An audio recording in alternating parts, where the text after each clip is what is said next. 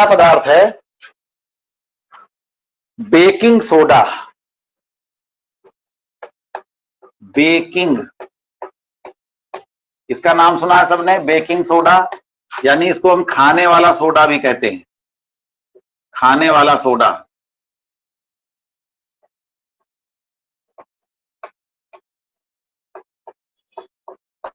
खाने वाला सोडा भी इसको कहा जाता है। ठीक, तो इसका रासायनिक नाम क्या होता है? इसका रासायनिक नाम होता है, ये बेकिंग सोडा कौन सा नाम है? इसका बोलचाल का नाम है, साधारण नाम। बोलचाल का साधारण नाम जो है इसका वो बेकिंग सोडा या खाने वाला सोडा है। रासायनिक नाम इसका क्या है? Sodium bicarbonate. इसको तुम पढ़ चुके हो पहले भी, जब हम लोग की क्रिया पढ़ रहे थे, सोडियम बाइकार्बोनेट, वहां पर इसका जिक्र आया था। Sodium bicarbonate. बाइकार्बोनेट कौन से पदार्थ होते हैं? जो सूत्र इसका क्या होता है? NaHCO3। HCO3 जहां लगा होता है ये पदार्थ होता है बाइकार्बोनेट। Na के साथ में लगा है तो सोडियम बाइकार्बोनेट, कैल्शियम के साथ में लगा होगा तो कैल्शियम बाइकार्बोनेट, पोटेशियम के साथ लगा होगा तो पोटेशियम बाइकार्बोनेट। यानी HCO3 जहां पर लगा होगा वो क्या होगा? बाइकार्बोनेट होते हैं वो पदार्थ, इसकी पहचान होती है बाइकार्बोनेट की। तो यहां पर सोडियम के साथ लगा, तो ये पदार्थ कौन सा है? Sodium bicarbonate. यानी जो खाने वाला सोडा होता है इसका सूत्र होता है सोडियम बाइकार्बोनेट, या इसको सोडियम हाइड्रोजन कार्बोनेट भी कहते हैं, क्योंकि इसमें हाइड्रोजन भी है और कार्बोनेट भी लगा, CO3 कार्बोनेट हो गया, तो इसलिए इसको सोडियम हाइड्रोजन कार्बोनेट भी कहा जाता है। और इसका सूत्र होता है NaHCO3। अब इसको बनाया कैसे जाता है? बनाने की विधि, बनाने की विधि क्या होती है कि सोडियम क्लोराइड के जलीय घोल में हम कार्बन डाइऑक्साइड और अमोनिया गैस प्रवाहित करते हैं। सोडियम क्लोराइड के घोल में, सोडियम क्लोराइड का सूत्र क्या होता है?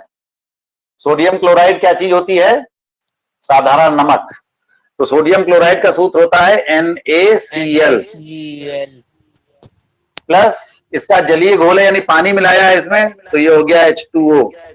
अब इस घोल में हमने क्या प्रवाहित किया है? CO2 यानी कार्बन डाइऑक्साइड और NH3। NH3 का मतलब क्या है? अमोनिया। तो ये सोडियम क्लोराइड के जलीय विलयन में, यानी नमक के घोल में, नमक के घोल में हम कार्बन डाइऑक्साइड और अमोनिया प्रवाहित करते हैं तो अमोनियम क्लोराइड बनता है, NH4Cl बनता है और NaHCO3 बनता है। यानी ये सोडियम बाइकार्बोनेट बनता है और ये अमोनियम क्लोराइड कहलाता है। इसको कहते हैं ammonium chloride. Ammonium chloride, Cl जिसके साथ लगा होगा वो पदार्थ क्लोराइड कहलाता है।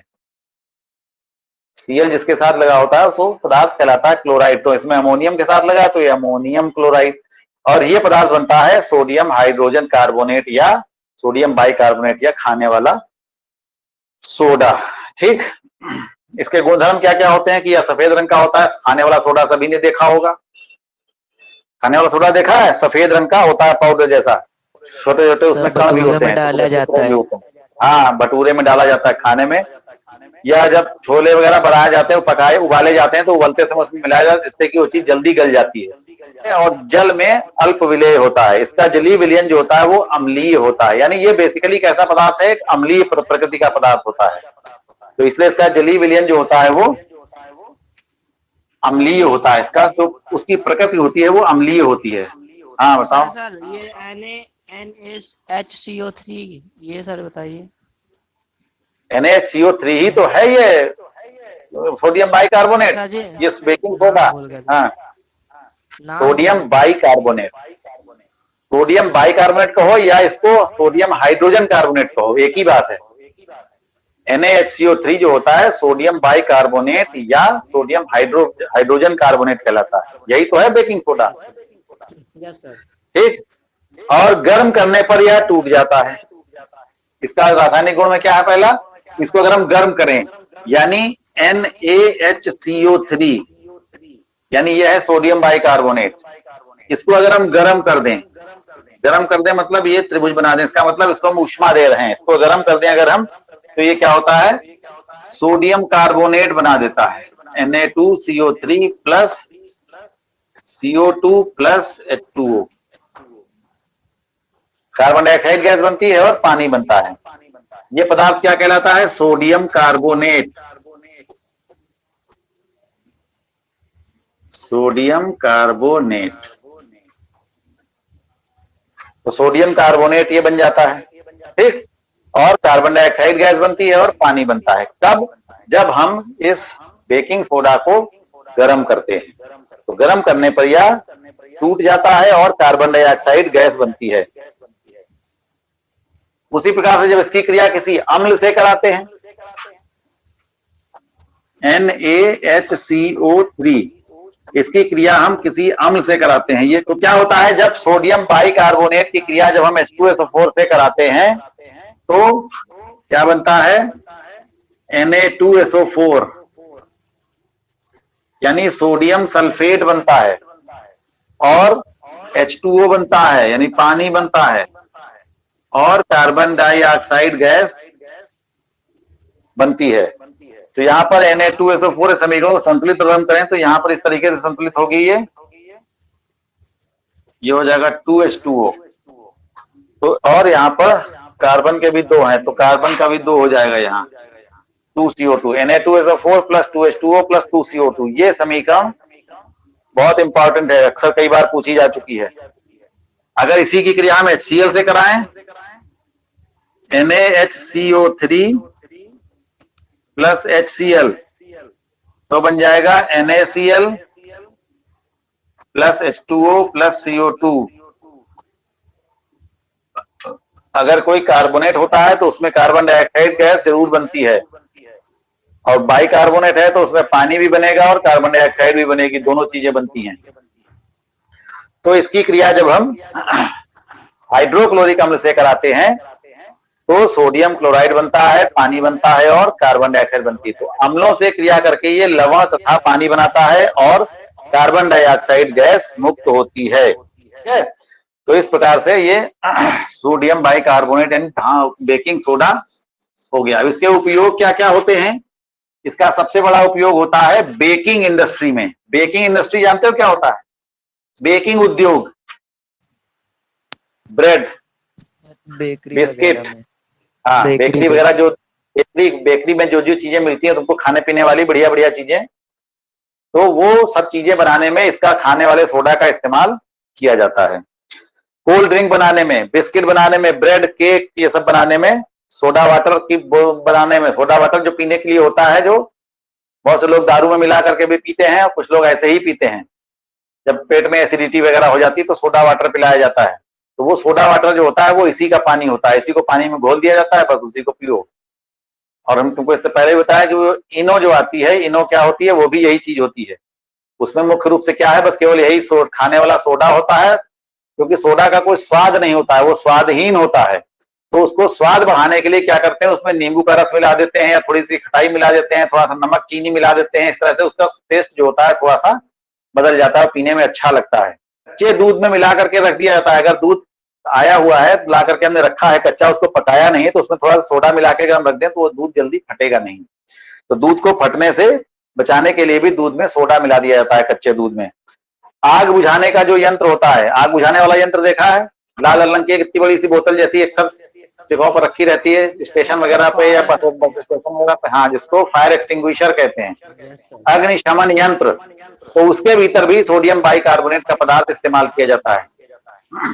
सोडियम बाइकार्बोनेट और एक एसिड की बोतल होती है कोई, तो जो अभी हमने क्रिया लिखी थी तुमको, वही क्रिया उसमें होती है। और क्या बनता है? कार्बन डाइऑक्साइड गैस बनती है। तो कार्बन डाइऑक्साइड गैस वो एक पतली सी नली से तेजी से बाहर निकलती है, तो उसी से आग जो होती है वो बुझा दी जाती है, क्योंकि कार्बन डाइऑक्साइड गैस जो होती है वो जलने में सहायक नहीं होती है, इसलिए कार्बन डाइऑक्साइड का इस्तेमाल ही किया जाता है आग वगैरह बुझाने के लिए। तो ऐसे उपाय किए जाते हैं जिनसे कार्बन डाइऑक्साइड गैस बने और तेजी से निकले, तो उसी जगह पर पड़ेगी तो आग बुझ जाती है उससे, कार्बन डाइऑक्साइड से। तभी तो देखो हम तीली जलती हुई तीली को फूंक के बुझाते हैं, तो फूंकते हैं तो फूंकने में हमारे क्या गैस, कौन सी गैस बाहर निकलती है? Carbon dioxide. तो जब कार्बन डाइऑक्साइड बाहर निकलेगी तो वो तीली क्या करती है, बुझ जाती है। माचिस को हम फूंक के बुझाते हैं। जितने भी पदार्थ तुम पढ़ रहे हो सभी में एक उपयोग तुम कॉमन है, वो सभी में लिख सकते हो, वो है प्रयोगशाला में अभिकर्मक के रूप में। प्रयोगशाला में अभिकर्मक, अभिकर्मक का मतलब होता है रिएजेंट। रिएजेंट मतलब एक पदार्थ के रूप में हम प्रयोगशालाओं में इसका इस्तेमाल करते हैं बहुत सी क्रियाओं के लिए। तो सारे पदार्थ रासायनिक विज्ञान की प्रयोगशालाओं में सभी प्रकार के पदार्थों का किसी का भी इस्तेमाल किया जा सकता है। तो इसलिए जितने भी तुम पदार्थ यहाँ पढ़ रहे हो सब में एक चीज लिख सकते हो कि इसका उपयोग कहाँ किया जाता है? प्रयोगशाला में अभिकर्मक के रूप में किया जाता है। प्रयोगशाला में अभिकर्मक के रूप में, ये एक तुम कॉमन उपयोग सभी में लिख सकते हो। अक्सर ऐसे प्रश्न आते हैं छोटे से कि बेकिंग सोडा के क्या क्या उपयोग हैं, जैसे पूछा गया कोई 2 उपयोग लिखो, तो एक उपयोग तुम ये सब में लिख सकते हो। इसका उपयोग प्रयोगशाला में अभिकर्मक के रूप में किया जाता है। फिर और इसका उपयोग दवाएं बनाने में, एसिडिटी वगैरह की दवाएं बनाने में या अन्य प्रकार की दवाओं को बनाने में भी इस बेकिंग सोडा का इस्तेमाल किया जाता है। तो इस प्रकार से ये बेकिंग सोडा के बारे में हो गया। आई बात समझ में? Yes sir. कौन बोला यस सर?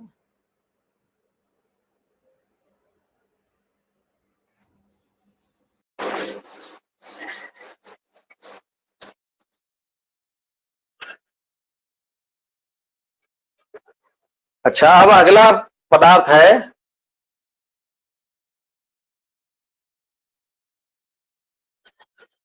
धावन सोडा।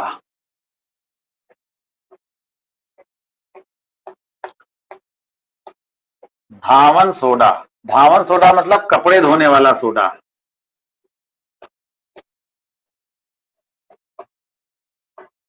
कपड़े धोने वाला सोडा,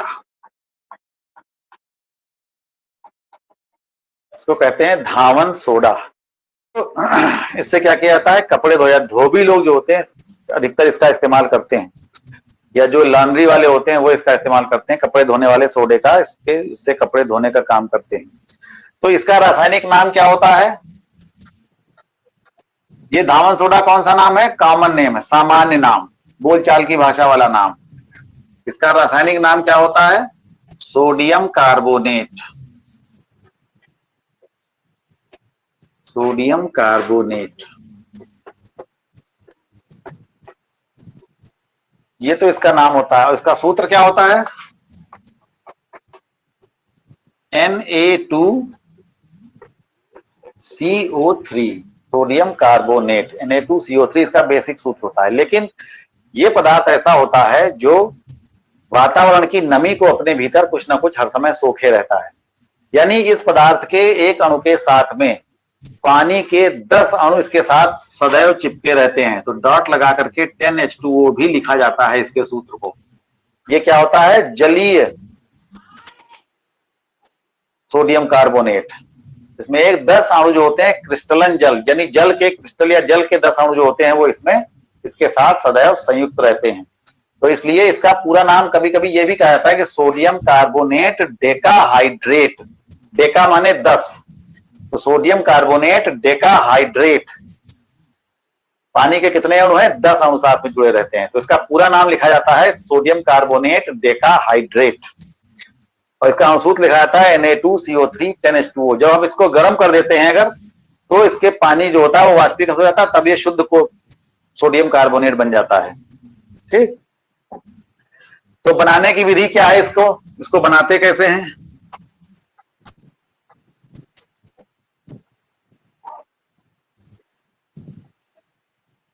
बनाने की विधि, इसको बनाने के लिए क्या करते हैं? सोडियम बाइकार्बोनेट को गर्म करते हैं। सोडियम बाइकार्बोनेट का सूत्र क्या होता है बताओ? सोडियम बाइकार्बोनेट का सूत्र क्या होता है? HCO3। अभी पढ़ा इसके पहले, अभी जो बेकिंग सोडा पढ़ा था वही तो है बस सोडियम बाइकार्बोनेट। तो NaHCO3, इसको हम क्या करते हैं? गर्म कर देते हैं। अभी तुमने उसको सूत्र, अभी ये क्रिया पढ़ चुके हो पिछले उसमें, तो उसको गर्म करने पर क्या होता है, तो ये बनता है Na2CO3 प्लस CO2 और प्लस H2O। ठीक, तो Na2HCO3 को हम गर्म कर देते हैं तो ये सोडियम कार्बोनेट बन जाता है, इसी को कहते हैं सोडियम कार्बोनेट। सोडियम कार्बोनेट, तो ये पदार्थ जो है सोडियम कार्बोनेट है Na2CO3, और ये है कार्बन डाइऑक्साइड और ये है पानी। तो यही सोडियम कार्बोनेट जो होता है इसी पानी से क्रिया करके जुड़ जाता है, ये पानी इसके साथ जुड़ा रहता है हमेशा। तो ये Na2CO3 के साथ में 10 अणु जो होते हैं पानी के, ये इसके साथ जुड़ जाते हैं, तो ये पूरा जुड़ के बन जाता है Na2CO3 डॉट लगा करके 10H2O। यहां पर एक छोटा सा डॉट लगाया जाएगा, प्लस नहीं लगाया जाएगा जुड़ने के बाद, क्योंकि ये हिस्सा अलग होता है थोड़ा, क्योंकि जब पहले गर्म करते हैं तो इतना ही हिस्सा पहले अलग हो जाता है, तो इसलिए इसको यहां से डॉट लगा करके अलग कर दिया जाता है। तो Na2CO3 प्लस 10H2O, ये इस प्रकार से प्रयोगशाला में बनाया जाता है। अब इसके गुणधर्म क्या होते हैं, क्या क्या गुण होते हैं इसमें। यह एक क्रिस्टलीय पदार्थ है, इसके छोटे छोटे कण जैसे होते हैं, पाउडर जैसा होता है, और गर्म करने पर यह सफेद रंग का निर्जल सोडियम कार्बोनेट बन जाता है। गर्म करने पर क्या होगा, ये पानी के अणु जो होते हैं उसको निकल जाते हैं और शुद्ध सोडियम कार्बोनेट हमको प्राप्त होता है, उसको हम निर्जल सोडियम कार्बोनेट भी कहते हैं। यानी अब उसके साथ पानी के अणु उसमें नहीं है, निर्जल हो गया है वो। फिर ये जल में घुलनशील होता है तथा इसका जलीय विलयन जो होता है वो क्षारीय होता है, और इसको अगर पानी में घोलने के बाद हम पानी में उसकी उंगली डाल करके थोड़ा सा ऐसे उंगली घिसेंगे तो हमको चिकना चिकना सा महसूस होगा, यानी इसका घोल जो होता है वो थोड़ा सा चिकना टाइप का होता है। तो इसका जलीय विलयन जो होता है वो चिकना होता है, और ये कैसा होता है, क्षारीय प्रकृति का होता है। इसका घोल जो होता है वो क्षारीय होता है, यानी उसका पीएच मान जो होगा वो कितना होगा, 7 से ज्यादा होगा, 7 और 14 के बीच में होगा कहीं पर। और जल में घोलने पर ऊष्मा उत्पन्न करता है। जैसे चूने को पानी में डालते हैं तो चूने का पानी डालने से पानी क्या होता है, खौलने लगता है, तो उसी प्रकार से इसको भी पानी में डालने पर थोड़ा सा पानी का तापमान जो होता है वो बढ़ जाता है, पानी थोड़ा सा गर्म गुनगुना सा हो जाता है। तो जिसकी वजह से क्या कहा जाएगा कि इसको जल में घोलने पर ऊष्मा उत्पन्न होती है। अम्लों से क्रिया करके यह जल और लवण बनाता है, क्योंकि ये क्षारीय प्रकृति का है, ये क्षार है एक तरीके से, क्योंकि सोडियम कार्बोनेट जो होता है वो क्षारीय प्रकृति का होता है। तो इसलिए जब इसकी क्रिया किसी अम्ल से कराई जाएगी तो क्या होगा, लवण और पानी बनेगा। यानी इसकी क्रिया अगर हम Na2CO3, इसकी क्रिया अगर हम किसी अम्ल से करा देंगे, HCl से करा दिया, तो सोडियम क्लोराइड बनेगा, यानी लवण बनेगा, और पानी बनेगा, और कार्बन डाइऑक्साइड बनेगी। तो कोई भी क्षार जो होगा वो अम्ल से क्रिया करके लवण और पानी बनाता है। ठीक, तो यहाँ पर चूंकि कार्बोनेट भी था तो इसलिए कार्बन डाइऑक्साइड भी बनेगी। तो यहाँ पर जब इसकी क्रिया किसी अम्ल से कराते हैं तो क्षारीय प्रकृति का होने के कारण ये किसी अम्ल से क्रिया करके लवण बनाता है और पानी बनाता है, और कार्बन डाइऑक्साइड गैस मुक्त हो जाती है। ये लवण कौन सा है, इसका क्या नाम है बताओ, सोडियम क्लोराइड। ठीक, इसके विलयन को बुझे चूने के साथ गर्म करने पर, बुझा चूना क्या होता है, कैल्शियम हाइड्रोक्साइड Na2CO3, इसकी क्रिया यानी हम कैल्शियम हाइड्रोक्साइड से कराएं। ये है पदार्थ calcium hydroxide, CaOH whole twice, चूने का पानी भी कहते हैं इसको। तो कैल्शियम हाइड्रोक्साइड से अगर क्रिया कराते हैं तो सोडियम हाइड्रोक्साइड बनता है और कैल्शियम कार्बोनेट बन जाएगा, CaCO3। ये कौन सा पदार्थ है, सोडियम हाइड्रोक्साइड। इसको भी तुम पढ़ चुके हो अभी पीछे, विरंजक चूर्ण से पहले पढ़ा था तुमने इसको। इसको कहते हैं कास्टिक सोडा या सोडियम हाइड्रोक्साइड। और ये क्या है? Calcium carbonate. इसके बारे में बताया था, जैसे ये चौक है, चौक क्या है? ये कैल्शियम कार्बोनेट है। तो ये बनता है यहां पर, जब इसकी क्रिया सोडियम कार्बोनेट की क्रिया जब कैल्शियम हाइड्रोक्साइड से कराई जाती है तो बस ये ऑक्साइड और कार्बोनेट परस्पर बदल जाते हैं, कैल्शियम का कार्बोनेट बन जाता है और सोडियम का हाइड्रोक्साइड बन जाता है। तो ये क्रिया एक तरीके से देखा जाए तो कौन सी क्रिया है? उभय अपघटन की क्रिया है, क्योंकि इसमें दोनों पदार्थ टूटते हैं यहां से, और ये वाली चीज इसके साथ जुड़ जाती है और ये वाली चीज इसके साथ जुड़ जाती है। यानी सोडियम जो होता है वो हाइड्रोजन OH के साथ जुड़ जाता है और कैल्शियम जो होता है ये कार्बोनेट के साथ जुड़ जाता है, तो बन जाता है सोडियम हाइड्रोक्साइड और कैल्शियम कार्बोनेट। ठीक है, तो इसके विलयन को अगर हम बुझे चूने के साथ गर्म करते हैं तो क्या बनता है? कास्टिक सोडा बनता है, कास्टिक सोडा या सोडियम हाइड्रोक्साइड बनता है। सोडियम कार्बोनेट और रेत के मिश्रण को गर्म करने पर कांच बन जाती है। कांच जानते हो, जिसके बर्तन वगैरह बनते हैं, खिलौने वगैरह बनते हैं, कांच। तो कांच बनाने के लिए भी इसका इस्तेमाल किया जाता है। सोडियम कार्बोनेट और रेत, सोडियम कार्बोनेट तो ये हो गया Na2CO3, और रेत क्या होता है? रेत को कहते हैं रासायनिक रूप से, वो क्या होता है? उसको कहते हैं सिलिका, सिलिकेट होता है वो, तो उसको कहते हैं SiO2। सिलिका का सूत्र होता है SiO2। तो इसको अगर हम गर्म कर दें तो ये क्या बनता है? सोडियम सिलिकेट बन जाता है, Na2SiO3, सोडियम सिलिकेट बन जाता है और कार्बन डाइऑक्साइड गैस बनती है। तो ये पदार्थ कहलाता है सोडियम सिलिकेट।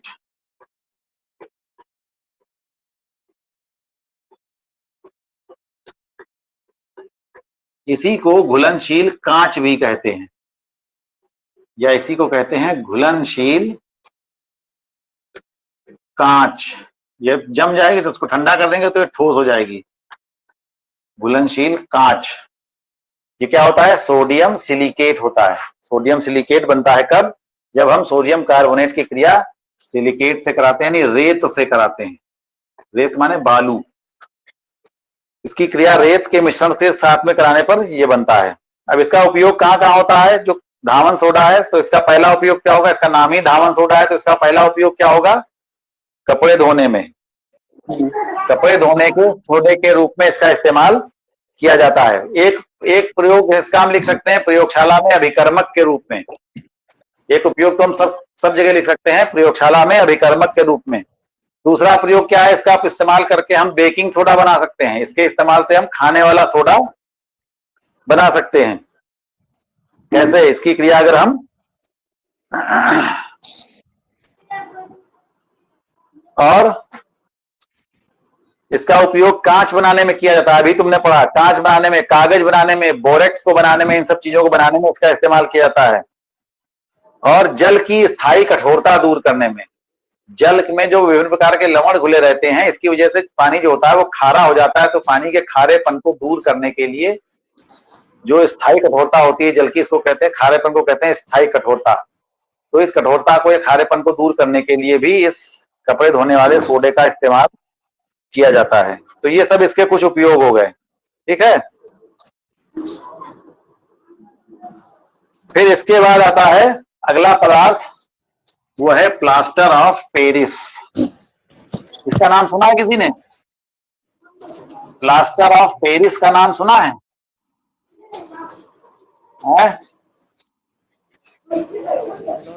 ये सब पदार्थ ऐसे हैं जिनका नाम तुमने खूब सुना है, सब कॉमन यूज वाले पदार्थ हैं। प्लास्टर ऑफ पेरिस का नाम सुना कभी? यस सर जी। आजकल तो घरों की पुताई में प्लास्टर ऑफ पेरिस का बहुत इस्तेमाल होता है। Plaster of Paris, Ram Gupta कहाँ सुना है नाम बताओ? सर जी बताएं। हाँ बताओ। सर जी घर में प्लास्टर किया जाता है। कहाँ का प्लास्टर किया जाता है? सर जी छत पर। अब देखो, इस छत पर प्लास्टर नहीं किया जाता। इससे प्लास्टर ऑफ पेरिस, इसको शॉर्ट में बोलते हैं पीओपी। बताओ, ये नाम सुना है किसी ने पीओपी का? Yes sir, yes sir. सुना है सर, सुना है। पीओपी का नाम सबने सुना है।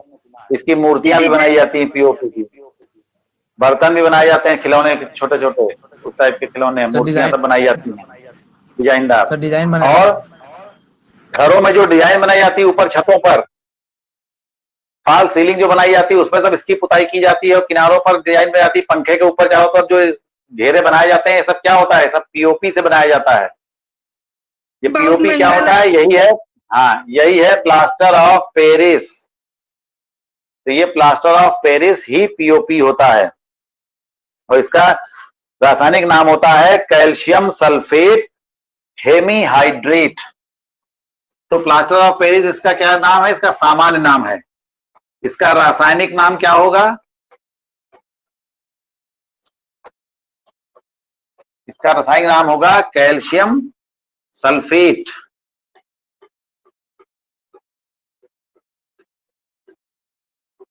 Calcium sulphate hemihydrate. अभी तुमने एक पदार्थ पढ़ा था इससे ठीक पहले, सोडियम कार्बोनेट डेकाहाइड्रेट। तो डेका मतलब वहां पर पानी के कितने अणु थे? 10 अणु थे। अब यहां पर है हेमीहाइड्रेट। हेमीहाइड्रेट का मतलब यह है कि इसमें पानी का एक अणु भी नहीं होता है, पानी का इसमें आधा ही अणु सिर्फ इसके साथ जुड़ा होता है। तो ये होता है, इसका सूत्र होता है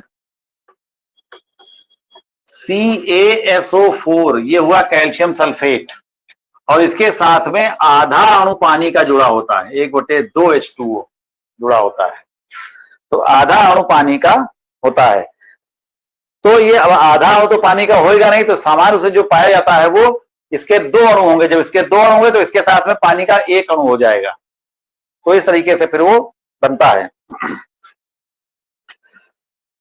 तो इसका रासायनिक नाम क्या होता है? कैल्शियम सल्फेट हेमीहाइड्रेट, और इसका अणु सूत्र होता है CaSO4 हाफ H2O। इसको ऐसे पढ़ते हैं CaSO4 हाफ H2O। हाफ मतलब 1/2, 1/2 का मतलब होता है हाफ, तो हाफ H2O। अब इसको बनाया कैसे जाता है? बनाने की विधि, बनाने की विधि, इसको बनाने के लिए हम जिप्सम का इस्तेमाल करते हैं। जिप्सम, जिप्सम होता है CaSO4.2H2O।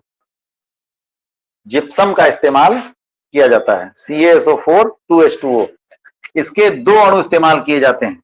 इसकी क्रिया में क्या होता है? 2 अणु इस्तेमाल होते हैं। होते तो बनाने के लिए तो हम हजारों अणु इस्तेमाल करें, लेकिन जो क्रिया होती है वो 2 अणुओं के हिसाब से होती है। तो ये बन जाता है 2CaSO4 और हाफ H2O प्लस H2O, और पानी अलग हो जाता है। यानी जिप्सम से जब एक अणु पानी का निकल जाता है तो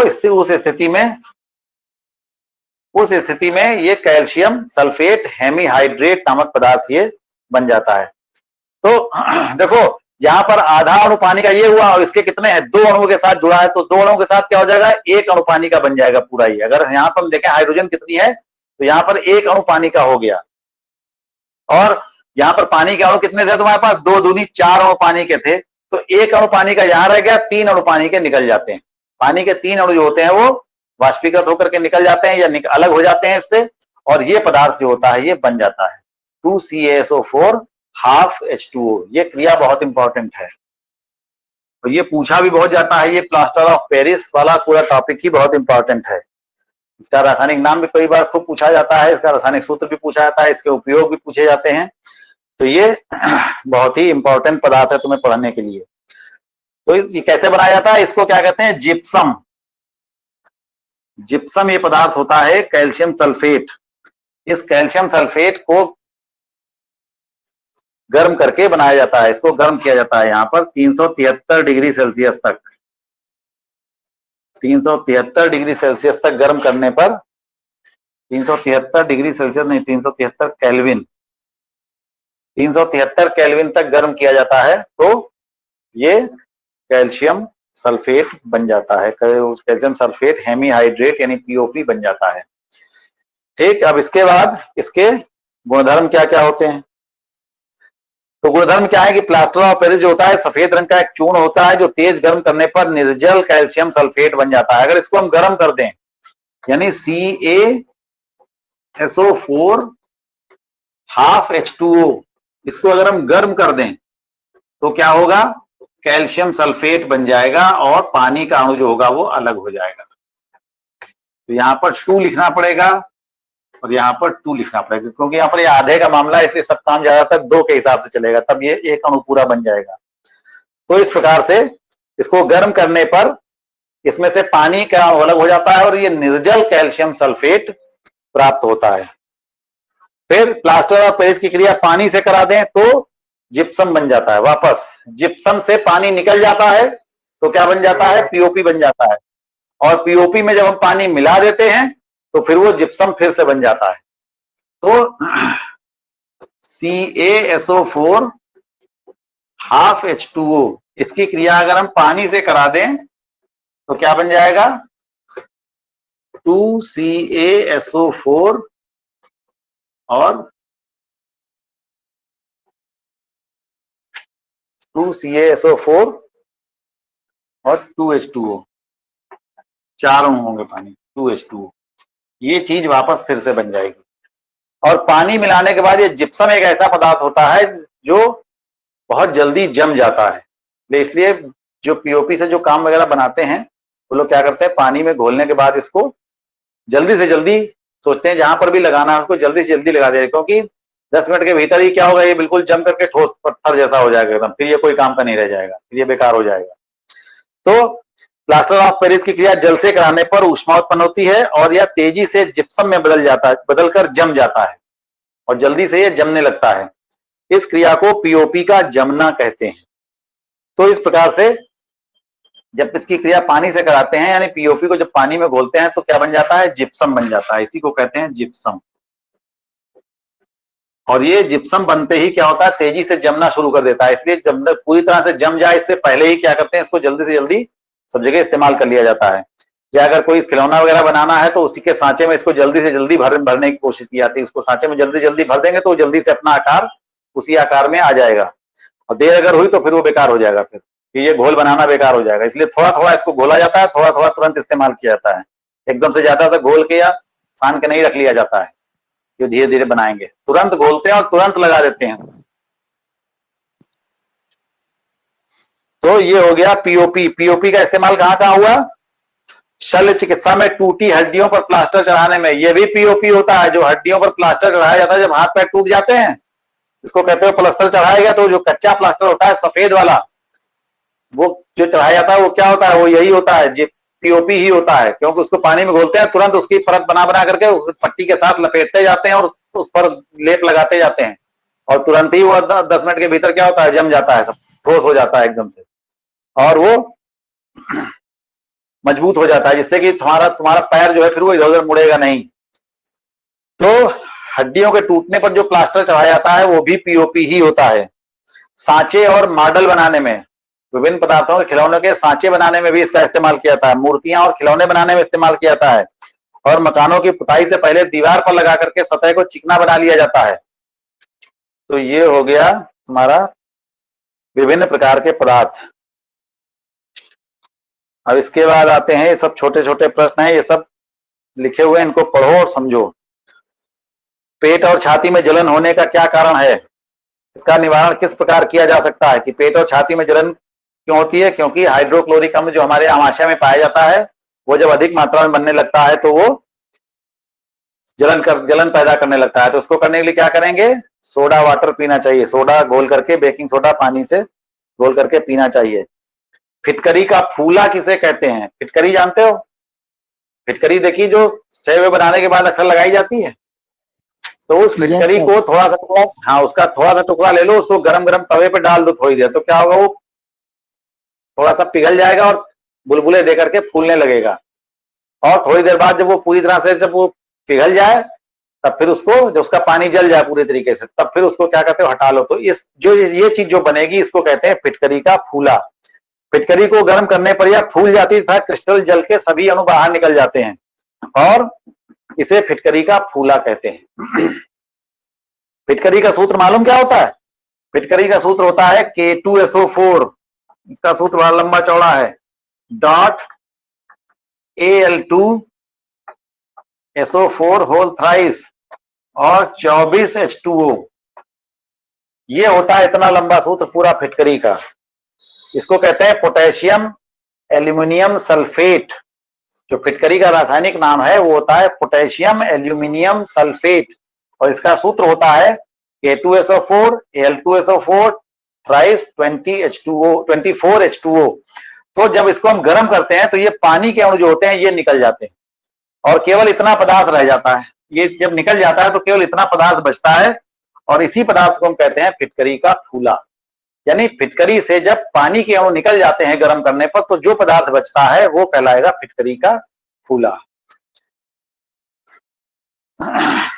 फिर ठोस रूप में सोडियम क्लोराइड विद्युत का चालक क्यों नहीं होता है? सोडियम क्लोराइड यानी नमक को जब हम पानी में घोलते हैं तभी वो पानी में घुलने पर ही वो सोडियम आयन और क्लोरीन आयन बनाता है। NaCl को जब हम पानी में घोलते हैं तो Na के धन आयन बनते हैं और क्लोरीन के ऋण आयन बनते हैं। तो सोडियम क्लोराइड यानी नमक जो होता है इसको जब हम पानी में घोलेंगे तभी ये विद्युत धारा को प्रवाहित करेगा, यानी तभी ये विद्युत धारा का सुचालक होगा। क्यों? तब उसमें आयन बने होंगे, उस घोल में आयन होंगे और आयन जहां पर होंगे वही पदार्थ विद्युत का सुचालक होता है। अगर हम ठोस नमक लेंगे तो उस ठोस नमक में विद्युत का सुचालन नहीं होगा। क्यों? क्योंकि ठोस नमक में आयन नहीं पाए जाएंगे, वो इस रूप में होगा, वो अणु के रूप में होगा, आयनों के रूप में नहीं होगा। और विद्युत धारा के प्रवाहित होने के लिए वहां पर आयन होने आवश्यक हैं या फ्री इलेक्ट्रॉन होने जरूरी हैं। तो फ्री इलेक्ट्रॉन कब होंगे? जब आयन होंगे। तो आयन की उपस्थिति के कारण ही जो सोडियम क्लोराइड का जलीय घोल होता है वो विद्युत का सुचालक होता है। अगर आयन नहीं है तो ठोस सोडियम क्लोराइड में आयन नहीं होते हैं, इसलिए ये विद्युत का कुचालक होता है। ताजा दूध का pH मान 6 होता है, यह दही बन जाने पर इसके pH मान में क्या परिवर्तन होगा? बताओ।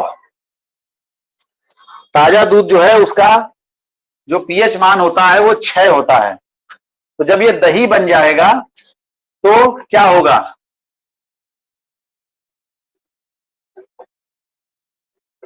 pH में फार्मूला इतना होता है 0 से लेकर 7 तक, 7 वाला उदासीन और फिर ये क्षारीय। तो pH मान दूध का कितना होता है? 6। अगर इसको हम दही बना दें तो दही कैसा होता है? स्वाद में खट्टा होता है। खट्टा होने का मतलब क्या है? इसमें एसिड बन जाएगा। तो एसिड कब बनेगा तो उसका pH मान कितना होगा?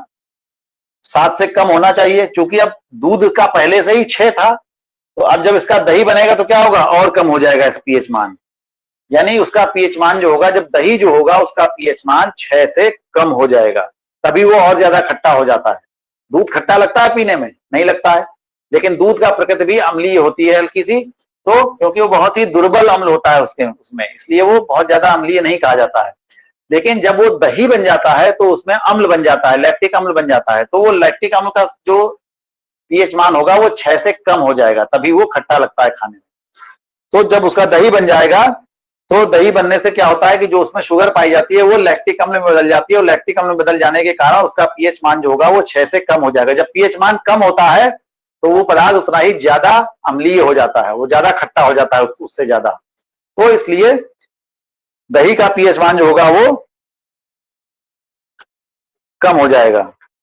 पीतल एवं तांबे के बर्तनों में दही एवं खट्टे पदार्थ नहीं रखने चाहिए, क्योंकि दही और खट्टे पदार्थों में क्या होता है? अम्ल होता है, और अम्ल जो होगा वो धातु से क्रिया कर जाएगा, तो हमारा भोजन जो होगा वो फिर वो खाने लायक नहीं रह जाएगा। उसमें कुछ ऐसे पदार्थ बन जाएंगे जो तांबे के बर्तन में रखेंगे तो तांबे के साथ एसिड क्रिया कर देगा, पीतल के बर्तन में रखेंगे तो पीतल के साथ एसिड क्रिया कर लेगा, लोहे के बर्तन में रखेंगे तो लोहे के साथ वो एसिड क्रिया कर जाएंगे। तो इसलिए अम्लों को कभी भी धातुओं के बर्तन में नहीं इस्तेमाल किया जाता है।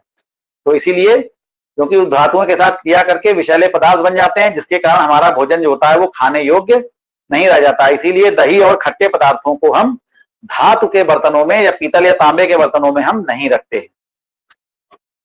ठीक, इसीलिए नहीं रखने चाहिए।